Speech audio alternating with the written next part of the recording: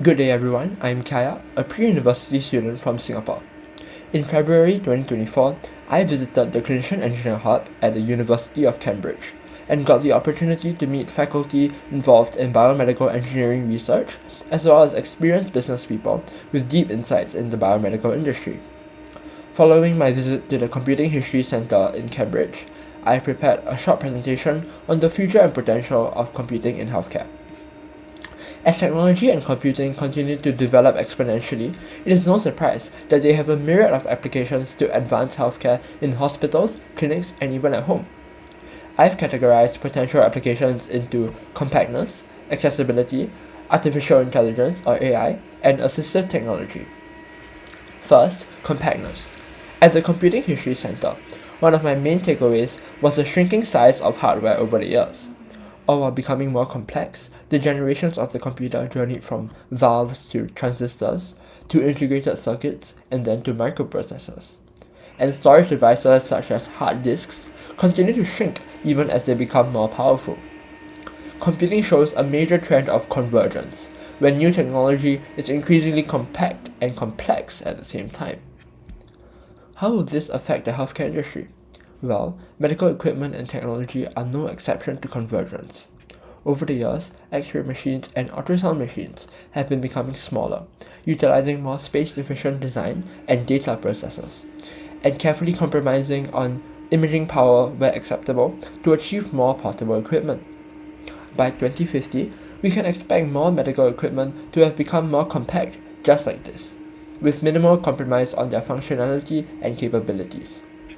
This will be revolutionary in hospitals, where equipment can be positioned more space efficiently.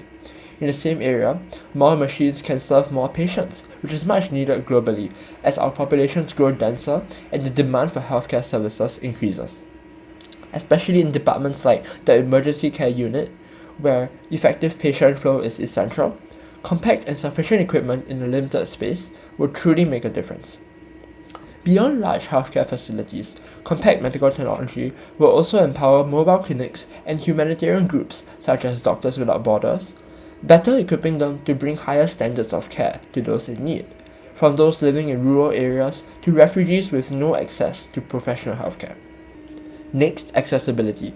Computing and the internet have connected people from all over the world, creating platforms to make knowledge, services, and communication far more accessible.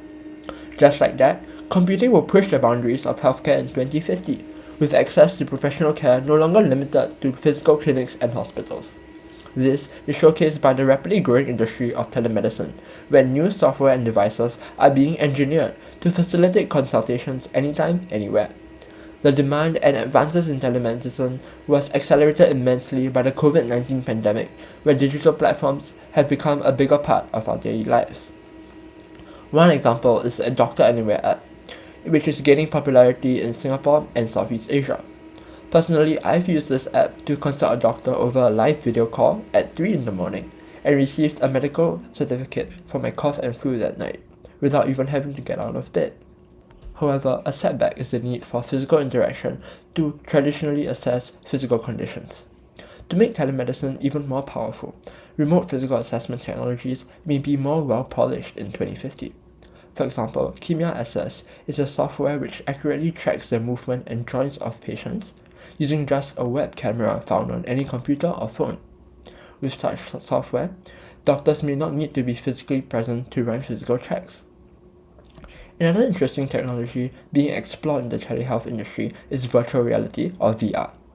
As we move beyond VR headsets and incorporate immersive technology with more avenues of sensory input into telemedicine, we can make remote demonstrations and assessments more seamless to simulate a physical consultation. We can also achieve what would not be possible in a traditional consultation, using immersive simulations to show patients the progression of symptoms, models of operating procedures, and visualizations of treatment options. Next, artificial intelligence. Perhaps the greatest asset of humankind today, AI has become extremely capable, having learned to beat humans in our own games of chess and Go, and only becoming more advanced over time. AI has plenty of exciting applications and potential in healthcare. With its impressive modeling and simulation capability, AI and machine learning are currently being developed for drug discovery. AI can predict physical and chemical interactions between various compounds such as drugs and their target proteins. This can be used for early stages of testing and screening drugs in development, which is cost-effective and will speed up the drug discovery process in future. With AI's ability to identify patterns and process information quickly, it can also be used in diagnosis. When paired with imaging machines, for example, AI can diagnose patients with great accuracy, sensitivity, and speed, skipping a step during the limited consultation times doctors have with patients, allowing for more meaningful sessions where doctors can focus more on treatment options. Another example is KimiaSS, which I mentioned earlier. It uses AI to track patient movement and assess musculoskeletal health. Using AI to record accurate and precise measurements extremely conveniently will revolutionize the diagnosis process in healthcare administration. Another way AI can improve healthcare is with treatment planning and modeling algorithms. Maxillofacial surgery has utilized AI in recent years to model and manufacture molds, aiding surgeons and patients in the visualization and prediction of the entire treatment process. Invisalign, which I am currently wearing, has an AI-driven application which analyzes how well patients' aligners are fitting their teeth without the need for a physical session with the orthodontist. In future, AI may even be used to design the Invisalign trained models, which will be a major step in its role in treatment planning. Last but not least, assistive technology. Since its early days, computing has been inclusive. These assistive keyboards, including Braille keyboards, were showcased in the Computing History Center. They give disabled persons the ability to use computers and communicate just as fully able people do. As we enter the digital age, assistive keyboards continue to adapt.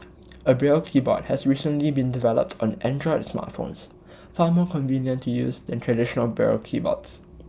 In future, digital Braille keyboards can continue to be implemented on more platforms that are going digital, for example at service kiosks in the post office, fast food restaurants, or patient registration machines at hospitals.